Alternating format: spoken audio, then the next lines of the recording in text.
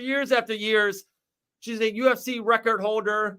Maybe she sent me a really cool text a couple of days ago. I don't think we're allowed to say anything about it, but let's buy some more stock on this savage one, Gillian Robertson. What's up? What's up, G? How you doing? I just heard How what you guys are talking about, and I gotta say, it's 100% an excuse. Yeah, 1,000%. 1,000%.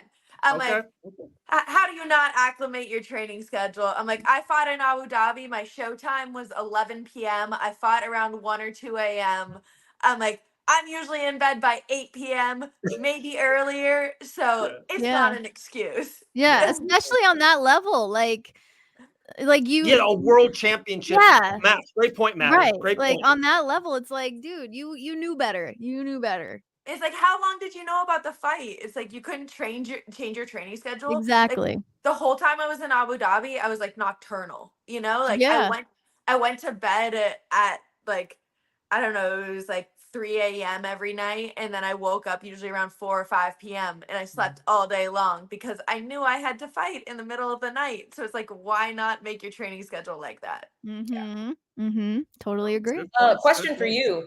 What was the media obligations like during the week? Did they adjust those to what your fight schedule was going to be, or were they kind of like how they normally would be during fight week? Yeah, most of them were in the afternoon. I guess I typically don't really have a lot at this point still. I'm assuming for champs, you know, it's like, I don't.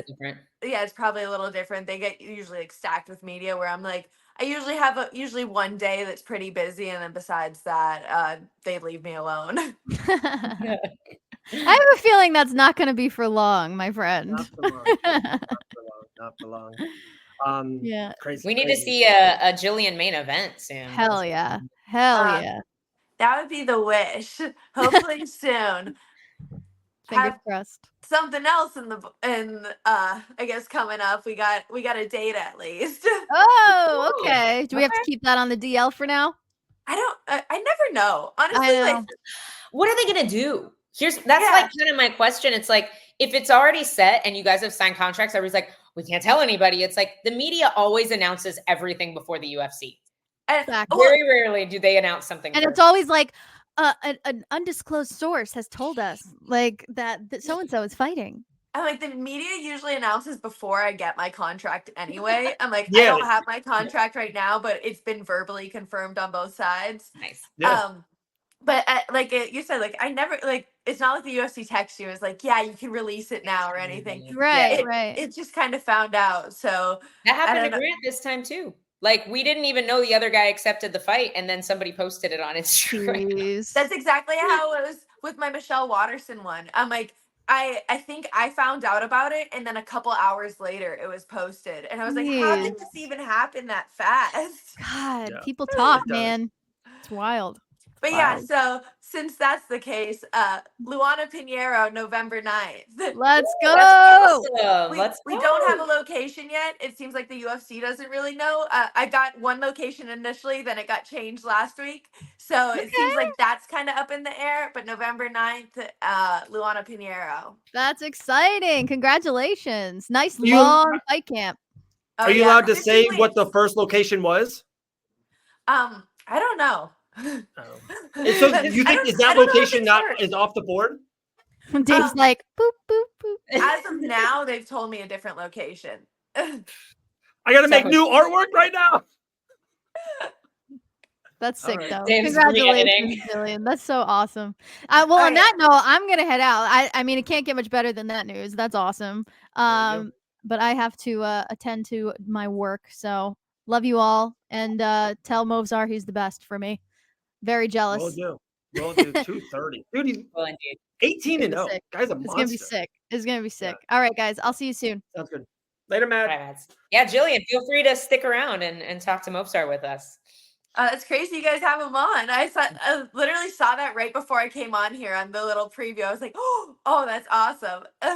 I've been asking everybody. I just walk in this room. I'm like, Tuesday, my show. People are like, okay. I'm like, sweet. Why not? Why not? The best part. So I drove down to South Florida Tuesday night, stayed with the Dawsons, and we had some stuff at Kill Cliff and at ATT.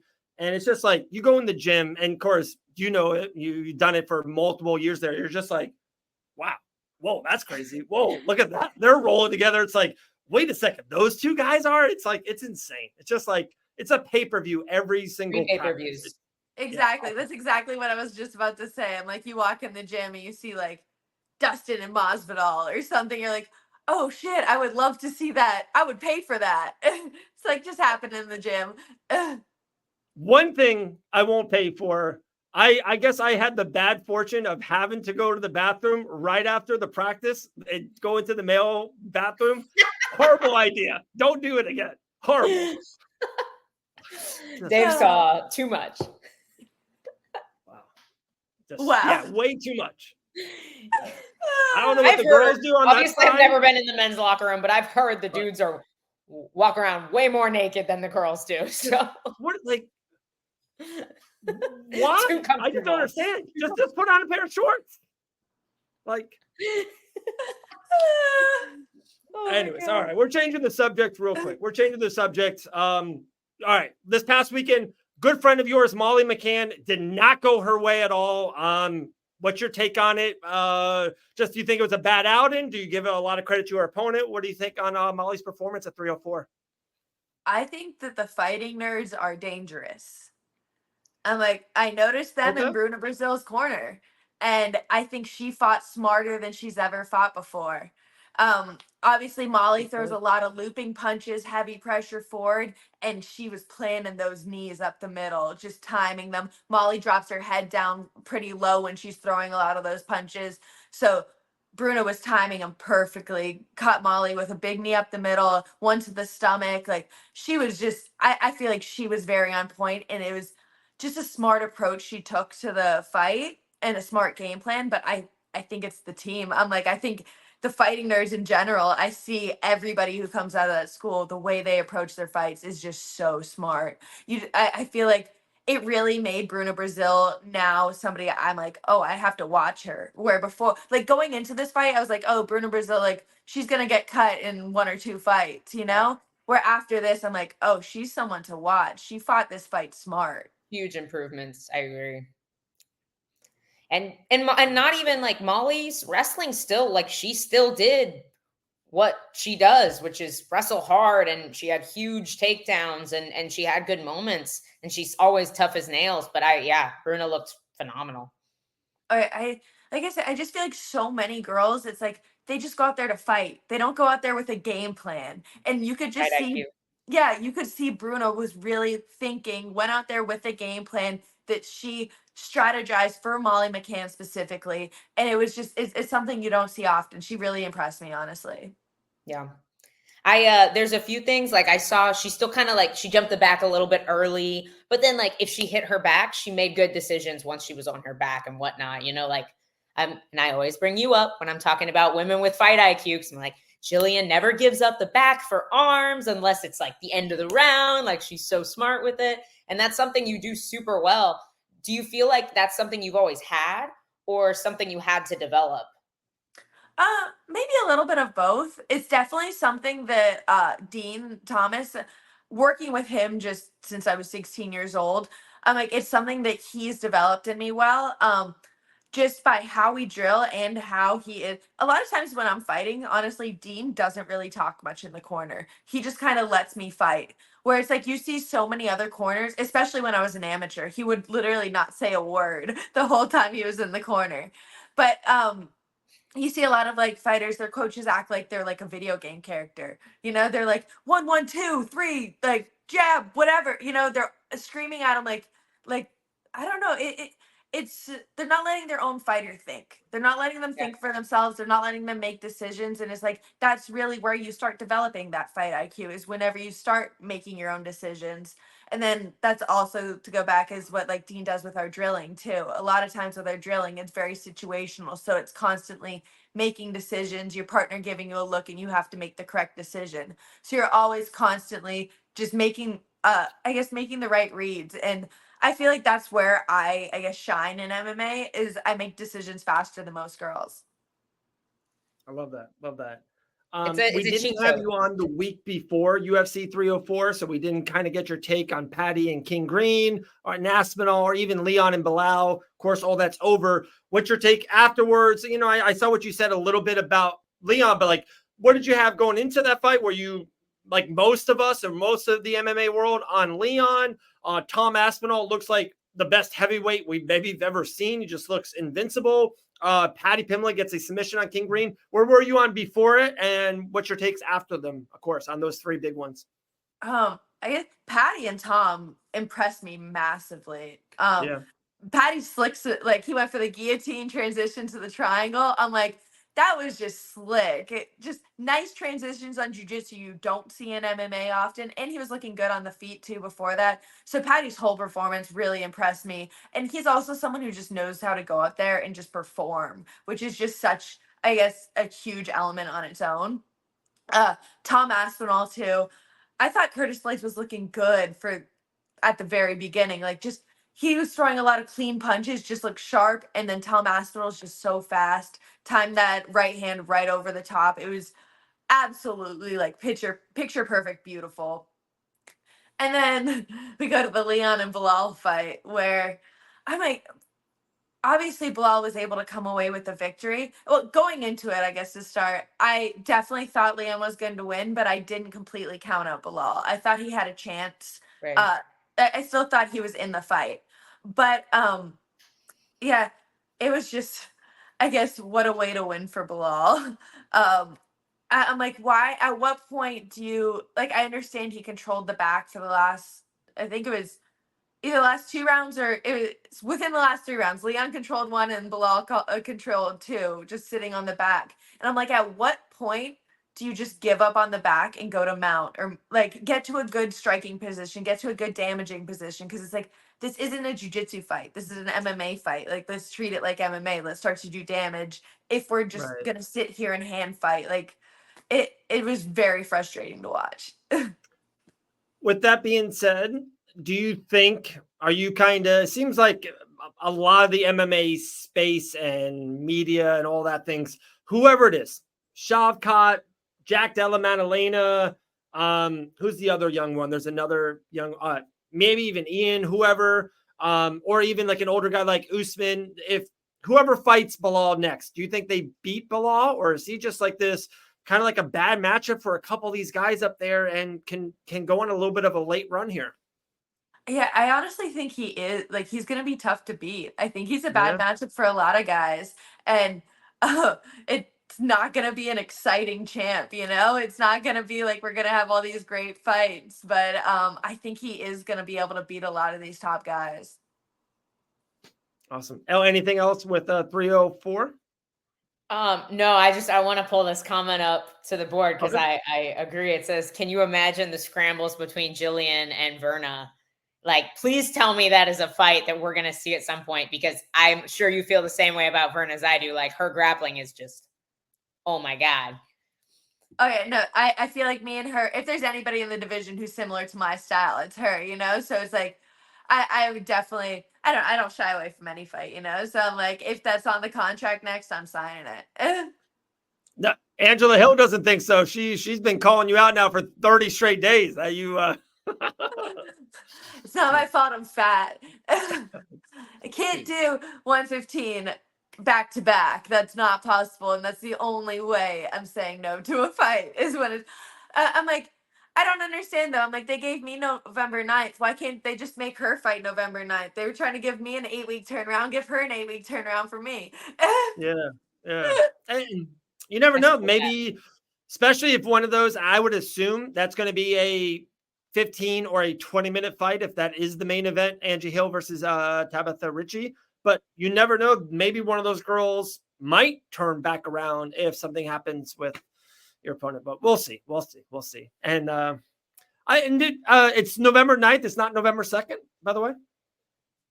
I believe it's the 9th. I could be. Okay. I'm like, Dave, stop making posters. I got this awesome poster. It's November 2nd and it's Edmonton. That's all. Like, that's gone. Dave has to make sure everything's perfect. I love it. I'll double check before we release the poster. No, of course. I think Gillian is beyond an Angela Hill fight. I thought I was beyond a number. I understand in my post-fight press conference, I said I wanted 1 through 12, but I didn't think they'd give me the next, like, 1 by 1 by 1. I'm like, right. I don't have time to climb up step by step. So they gave me number 12. So the next one needs to be at least like 8. Yeah. 7, I'm like, can we just get a little jump up? That would have been nice. A teensy bit. Maybe more though. Like it's so funny. Sometimes the UFC, who was like even Benoit Saint Denis, like he beat Thiago Moises and then he fought Dustin at 3. Like sometimes you jump. So another finish, a big moment for you in a big spot. Like you could go to 12 to like 4. It could be like you and Verna like that, or the winner between Mackenzie Dern and Lupi Godinez, which is happening this Saturday during the day in Abu Dhabi. That's like. That fight happens, I'm like, oh, Gillian's watching this fight. Like, Gillian's going to be like eating granola, watching this fight. This is right up your alley. What do you think of it? I guess, who do you think wins? Do you think it's a, submission base against the wrestling base, or are they both just going to stand and bang because they're both respect each other down there? What do you think was going to happen in this fight? That whole card is actually pretty interesting. The whole main card. Great card. Great card. A lot of good matchups. Yeah. But with the Lupi and Mackenzie fight, I don't know. I think it's another tough matchup for Lupi, but because she just came off of fighting Verena Jandiroba, if I'm saying that right. But she just came off of fighting her, which is a similar style to Mackenzie. The only thing is that Verena has definitely a lot better wrestling than Mackenzie, so she has a better ability to take it to the ground. Where I think that Mackenzie does win the fight if it goes to the ground, but if it stays on the feet, then I think it's Lupi's world. Lupi's world. Okay. I like it. Like you said, the whole card's awesome. We'll get to the main event in a second. I think it's one of the best main events kind of the summer. Like it's even better than some of these pay-per-view main events. And I know people were really excited about Leon and Bilal going into it, or maybe they weren't. I don't know. I like this main event better. Like Sandhagen versus Nurmagomedov is awesome. Like I love this fight, but we also got Cheeto versus Figueiredo. There's a lot of other fights on it. What other fights are really jumping out at you, G? You gotta love whenever Tony Ferguson's back. Again. This is it, G. This is it. Like, it's gotta be his last one, right? Fight. It has to be. It has to. This is it. But Tony Ferguson, Michael Chiesa, definitely an interesting fight. Yeah. I think it's a better matchup for Tony than what we've seen recently, but I still don't think it goes his way. Yeah. But we can only hope that it's time. It's time for a retirement fight. Do you think that the UFC will have to release him for him to retire, or do you feel like he can make that decision on his own? I don't know. Tony's a different kind of character, So I don't know if he just he might just be in it because he loves fighting still, Yeah. It doesn't really matter to him. But yeah, I think the UFC is gonna how many? He's set 0-7, 0-8, something like that in his last 7, I think. Yeah. 7 in a row. Yeah. Elle, are we recording this right now? This is live. We're recording. Yeah, I think so. Okay. So what are you about to say? My hot take right now is I think Tony Ferguson will fight in game-bred bare-knuckle MMA within the next 12 months. I would not be the slightest bit surprised. At all. The UFC told Diego Sanchez, hey, buddy, it's time. And he said, screw you guys. No, it's not. I'm just going to go fight somewhere else. Yeah. So I could see Tony Ferguson doing something similar. And I actually think Ferguson would be really good there because everyone forgets how good he is on the ground or how good he used to be on the ground. He just doesn't fight there anymore. His scrambles were so awesome and his jits were so great. That was prime Tony when he was he did everything. In the same round, he would strike, grapple, scramble, submission attempt, right hand. He was all over the place. And that was the love affair I think we all had with Tony. And now it's I feel like he's just a kickboxer. And I think if they went to bare knuckle MMA for game bred, I think he can kind of tie some of that back together. Be like, hey, Tony, you're going to get shredded if you just stand here, grapple a little bit, fight. But then if you got to get him down to get a submission, let's go. Well, and like, I think there's guys that Tony Ferguson can absolutely still beat. They're just not in the UFC right now, you know? Right. Like, they're out there for sure. I 100% agree with this take. I thought Tony Ferguson versus Nick Diaz was the fight to make. And then, but I understand that Luque and Chiesa fought recently, but rematch them and throw Tony and Nick together is what made sense. Is Nick Diaz fighting this weekend? Huh? Is Nick Diaz fighting this weekend? This weekend? Yeah. Did it get scratched? Yeah, it got scratched. Yeah. Oh, it did. I'm sorry. They knew he wasn't going to fight, and they want Tony to fight so they can move on. They wanted this thing to go. Like, I think in a weird way, as much like he had a great career, a great run in the UFC, but it's like it's time. Like, it's kind of It's like your kids. I honestly forgot for a second that fight got scratched too. Like, I love my kids, but I don't want my kids living with me when they're 25. Like, it's time. It's rough to watch fighters when they can't just it breaks my heart thinking about when I have to walk away from this sport. But I'm like, I'm not going to let myself go on a 7-fight losing streak before I walk away. Like, I'm going to realize when it's my time. I'm like, I feel like there's nothing where it just, like you said, it takes away from that memory of Tony, of great, like how great he was and how, like you said, in a whole fight, but he would do the grappling, striking, and wrestling in one move, you know? Yeah. That's the best description of Tony Ferguson I've ever heard. It was just, he really was such an interesting character to watch to fight, and it was great to watch him fight, and it's like, you just don't want to remember him how we've seen him in these last couple fights. Yeah. I agree.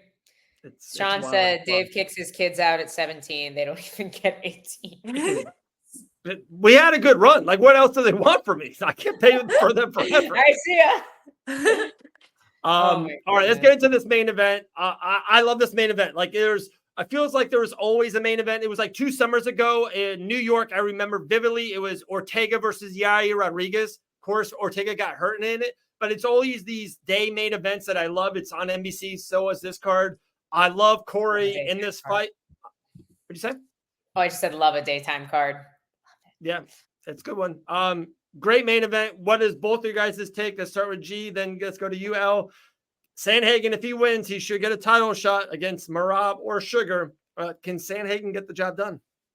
I think this fight's like a grappler's dream, you know? It's a great wrestler, and then Sandhagen's just a great grappler all around. He has great wrestling and just great top pressure. I'm honestly a huge Sandhagen fan, and I've got him going into this. I'm with G. Like, I'm all on Sandhagen here. Obviously Umar is such a complete fighter. He's very dangerous, but I feel like Corey has been just under that title shot for so long. And we've seen him, like you said, we've seen him wrestle. We've seen his grappling. He's only losing to the absolute best people in the division, like Aljo. And I feel like his pace is incredibly hard to match. And I think his striking style is really hard to prepare for too. So I'm on G's side with this. Okay. I like it. I don't disagree. I love it. G, do you need to go or would you want to stay a little bit longer? Up to you. Yeah, I gotta head out. Okay. Sounds good. Sounds good. Well, G, we appreciate you like always. Dude, did I see on your IG stories a new drink sponsor today?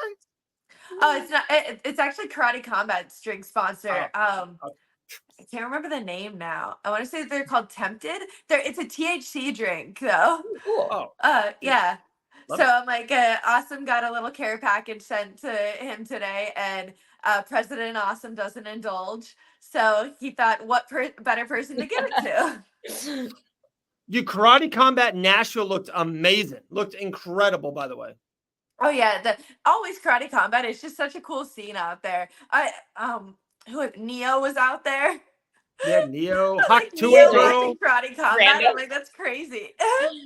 Robert Kennedy Jr. was out there. They had the Hawk Tua girl out there. Yeah. But who is the girl that I was love how doing nobody knows her name. She's just I the know. Hockey girl. It's Haley. It's Haley, okay? Okay. All right, Dave knows her name. Real quick. Who was the girl that was doing the post-fight interviews for Karate Combat? Yeah, I didn't recognize her. I'm going to call president right now. I'm pissed off about this right now. Honestly, I absolutely, and Michelle did a great job. Like, I'm assuming it was like last minute kind of thing, but like she went out there and she absolutely killed it on the mic. Has he ever seen Gillian Robertson on the mic? She's unreal. She's awesome. I know. It's like I've just been sitting waiting by my phone, you know? Gee whiz, I'm telling you. I'm going to be G's new agent. That's it. I'm taking over the agency. I'm calling president right now. We're working on a 6-fight deal for Karate Combat, getting you paid. Dave, don't let Dave lie to you. He just wants Dana's phone number.